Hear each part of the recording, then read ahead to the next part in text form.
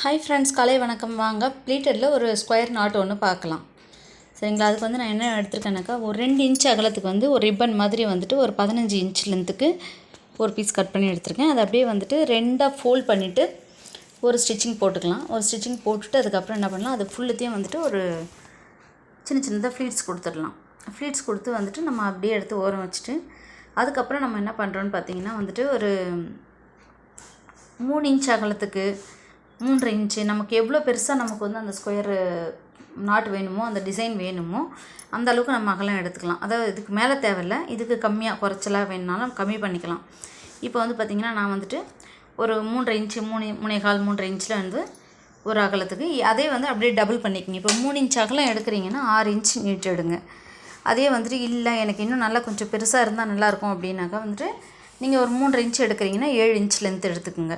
அந்த மாதிரி வந்து ஒரு செவ்வகமாக ஒரு பீஸ் ஒன்று கட் பண்ணி எடுத்துக்கோங்க. எடுத்துக்கிட்டு இந்த நம்ம ஃப்ளீட் வைக்கிறோம் இல்லையா, இந்த கிளாத்தை எடுத்து ஃபுல்லாக வந்து நம்ம அதில் வந்து வச்சு அட்டாச் பண்ண போகிறோம். அதுக்கு மேட்சிங்காக வந்து நம்ம ஒரு லேஸ் வந்து ரெடி பண்ணி வச்சுக்கிறோம். அந்த லேஸ் வந்து கீழே வந்துட்டு ஒரு கோல்டு வித் பிங்க்கில் வந்துட்டு நான் இதில் லேஸ் கொடுத்துருக்கேன். இது மாதிரியே நீங்கள் ரெடி பண்ணிக்கோங்க. இதுக்கு பார்த்தீங்கன்னா வந்து உள்ளே வந்து நம்ம வந்து கொஞ்சம் ஃபில்லிங் கொடுக்கலாம். ஏன்னா இது இப்படி ஸ்கொயராக பண்ணும்போது வந்து நம்ம ஃப்ளாட்டாக இருந்ததுன்னா இருக்கிறத விட கொஞ்சம் ஃபில்லிங் கொடுத்து கொஞ்சம் ஃபோம் மாதிரி எதனா உள்ளே கொடுத்தோம்னா கொஞ்சம் நல்லாயிருக்கும். அதனால் நான் என்ன பண்ணியிருக்கேன்னாக்கா வேஸ்ட் கிளாத்லாம் கொஞ்சம் எடுத்து கட் பண்ணி வச்சுருக்கேன்.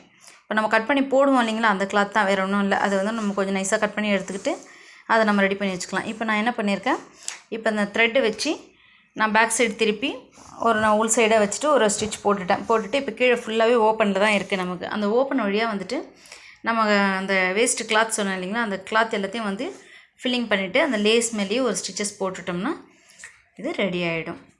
ரொம்ப அழகாக இருக்கும். எந்த சைஸ் வேணுமோ நம்ம அந்த சைஸ் பண்ணிக்கலாம். தேங்க்யூ.